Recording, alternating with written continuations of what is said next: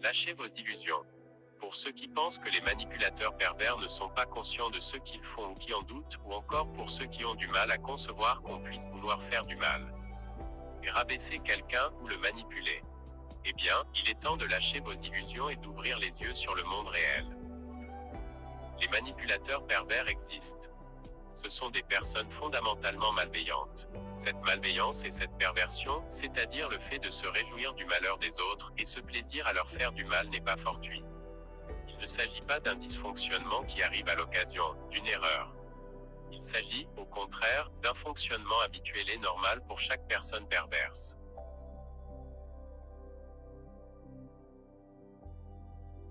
La difficulté pour les personnes empathiques de comprendre la structure et le comportement des manipulateurs pervers tient au fait qu'ils essaient de comprendre tout cela par rapport à ce qu'ils sont eux-mêmes et à leur façon de fonctionner.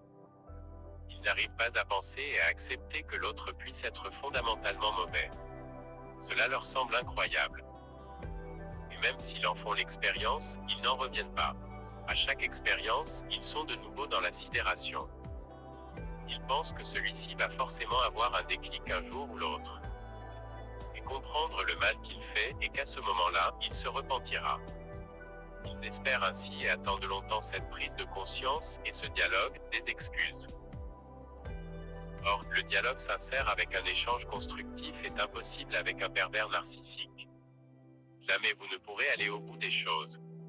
Quant à la prise de conscience assortie d'excuses, c'est malheureusement impossible également. Pour l'empathique, il est impensable qu'un être humain n'ait pas d'humanité en lui. Il y a cette confusion entre l'appartenance à la race humaine et le fait d'incarner des qualités d'humanité.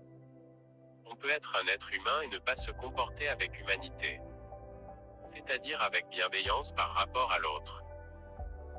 On peut être un être humain et avoir pour but dans la vie de se mesurer et d'écraser l'autre, de chercher le pouvoir plutôt que l'échange avec l'autre. C'est ce qu'il se passe chez le manipulateur pervers. L'illusion d'innocence.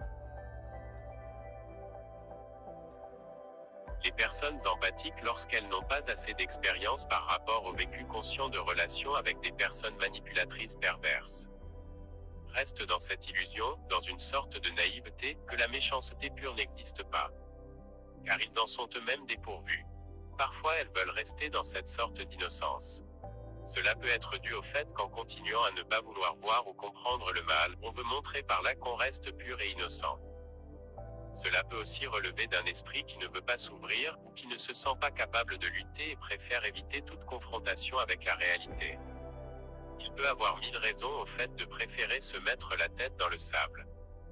Ce sont autant de mécanismes de défense, qui sont parfois utiles dans certains cas.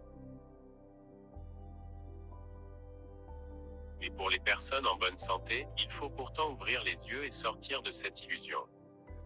La difficulté va être, dès qu'on accepte l'idée que des individus peuvent être malveillants de nature, c'est de penser l'être humain.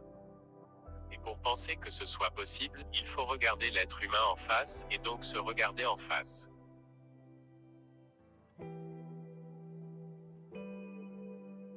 Que veut-on dire par se regarder en face ? Accepter que l'être humain est le choix du bien et du mal parce qu'il a les deux en lui. C'est accepter notre propre zone d'ombre. C'est-à-dire accepter de nous voir tels que nous sommes, avec notre goût pour les valeurs élevées, que sont la paix et l'amour, la compassion, etc. Mais c'est aussi accepter que l'on ait des pulsions et des idées moins reluisantes. Accepter que tout cela existe en nous, et que nous sommes en quête de notre propre humanité. C'est en acceptant qu'il existe en nous des propensions au bien comme au mal, que l'on peut sortir de cette illusion d'innocence. Et ainsi comprendre qu'il puisse exister des êtres humains, dont le degré d'accomplissement de leur humanité est extrêmement réduit. Ainsi on peut, en se connaissant et en s'acceptant soi-même, accéder à la connaissance de la nature humaine.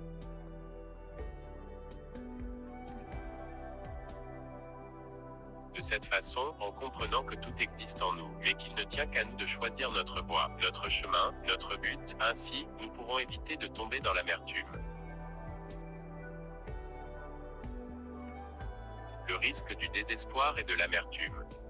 L'erreur que font les personnes empathiques, lorsqu'elles se mettent à accepter le fait que la perversion existe, est de se dire que ce monde est désormais définitivement pervers, qu'il n'y a pas d'issue. C'est la voie vers le désespoir. On peut être tenté de désespérer, surtout lorsqu'on n'arrive pas à s'en sortir, en étant victime plusieurs fois dans sa vie, d'individus pervers. On peut aussi croire qu'on a un problème avec les relations aux autres, qu'on n'est finalement pas adapté au monde. C'est ce que croient tous les empathiques avant de découvrir une première clé de compréhension. Ils peuvent ainsi comprendre qu'ils n'ont pas de problème avec les relations, mais quelles sont ces personnes avec peu d'humanité qui ont un problème. Cependant, cette approche n'est souvent pas suffisante pour les rassurer. Parce qu'ils perçoivent que les valeurs du monde se pervertissent et deviennent communes et banales. Ils ne se reconnaissent plus dans cet esprit perversif et cette manipulation constante dans les médias et les institutions.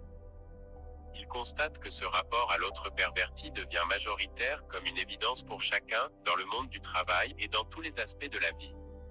C'est pour cela qu'ils peuvent devenir amers. Parce que cette connaissance s'avère inopérante si la mentalité générale se pervertit.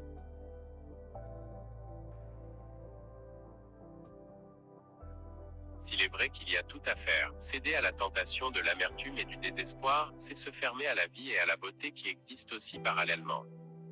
Le monde est beau. Le monde est un cadeau. Les êtres humains ne sont ni seulement bons, ni seulement mauvais. Tout est question de regard et de choix. Tout est à faire.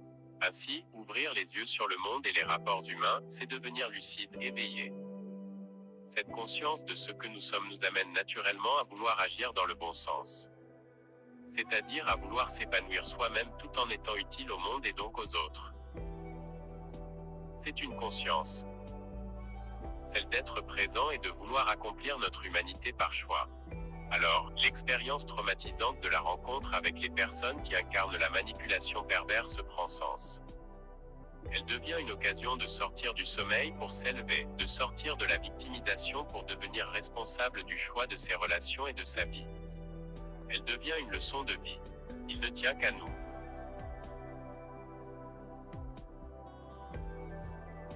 Merci d'avoir écouté cette vidéo jusqu'à la fin. N'hésitez pas à faire vos commentaires et à cliquer sur le pouce levé si elle vous a plu. À bientôt pour une prochaine, et d'ici là, lâchez vos illusions. Apprenez à voir ce que vous avez déjà, à chaque instant. Décidez de vous réveiller à vous-même et d'avancer. Pour cela, il faut lâcher l'illusion, cette fausse réalité, avec ces fausses croyances qui nous empêchent de nous épanouir. Être attentif à la merveille de la vie et à la joie au quotidien, plutôt que de balayer tout cela d'un revers de la main. Il ne tient qu'à nous. Enfin, il faut garder ses rêves, les nourrir, les chérir, les regarder comme des projets, pour les faire exister, même millimètre par millimètre. Accrochez-vous à une étoile et brillez. À bientôt pour une prochaine.